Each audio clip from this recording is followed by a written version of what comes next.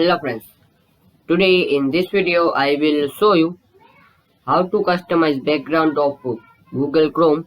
So this is very easy to customize. So first you need to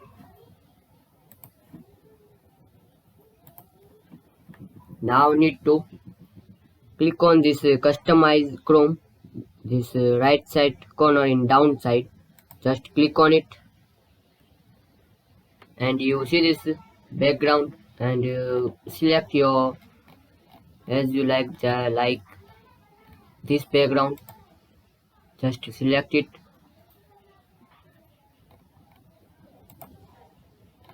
and this so many styles like this and click on done. You see this background will be changed. This very easy and simple method. Just click on this customize Chrome and this background and this classic Chrome. You choose classic Chrome and this live.